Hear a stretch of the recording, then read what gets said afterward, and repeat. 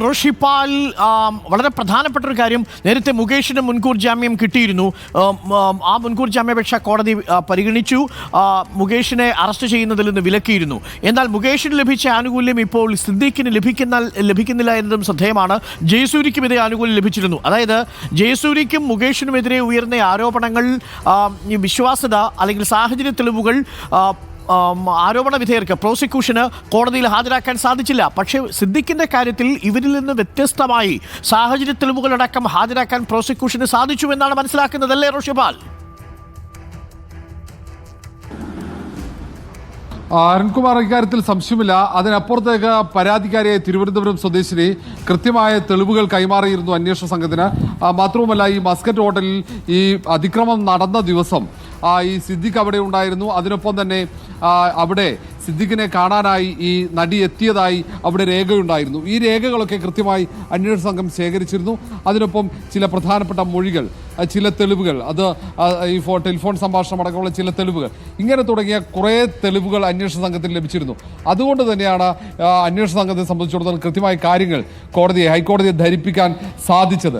മാത്രവുമല്ല, ഈ പരാതിയിൽ കൃത്യമായ നിലപാടുമായി ഈ നടി ഉറച്ചു നിന്നു എന്നതാണ് പ്രധാനപ്പെട്ട കാര്യം.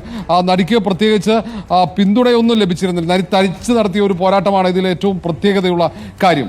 ആ തനിച്ച് നടത്തിയ പോരാട്ടത്തിന്റെ ഫലമായിട്ടാണ് ഒടുവിൽ ഈ ഒരു പരാതിയിൽ അതിൽ സിദ്ദീഖ് എന്ന ഈ കുറ്റാരോപിതന് മുൻകൂർ ജാമ്യം ഹൈക്കോടതി നിഷേധിക്കുന്ന സാഹചര്യം ഉണ്ടായത്.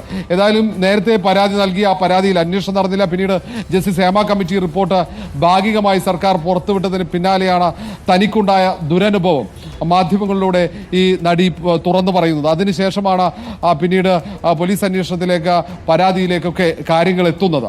ഏതായാലും പോലീസിന്റെ പ്രത്യേക അന്വേഷണ സംഘമാണ് ഈ കേസും അന്വേഷിക്കുന്നത്. നേരത്തെ തന്നെ മൊഴി രേഖപ്പെടുത്തിയിരുന്നു. മൊഴി രേഖപ്പെടുത്തിയതിനു ശേഷം വിശദമായ പരിശോധന മസ്കറ്റ് ഹോട്ടലിൽ നടത്തി.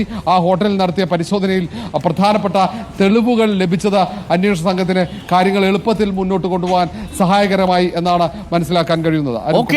റോഷി, വളരെ പ്രധാനപ്പെട്ട വിവരമാണ് ശ്യാം, ലീഗൽ കറസ്പോണ്ടന്റ്, ഇപ്പോൾ റിപ്പോർട്ടർ ടിവിയിലൂടെ ആദ്യം പ്രേക്ഷകരെ അറിയിച്ചിരിക്കുന്നത്. ഫസ്റ്റ് ഓൺ റിപ്പോർട്ടർ ടിവി, സിദ്ദീഖിന് ജാമ്യമില്ല, മുൻകൂർ ജാമ്യാപേക്ഷ ഹൈക്കോടതി ഇപ്പോൾ തള്ളിയിരിക്കുകയാണ്. വളരെ പ്രധാനപ്പെട്ട വാർത്തയാണ് പ്രേക്ഷകരെ നിങ്ങൾ കേട്ടുകൊണ്ടിരിക്കുന്നത്. മുൻകൂർ ജാമ്യാപേക്ഷ തള്ളിയിരിക്കുന്നു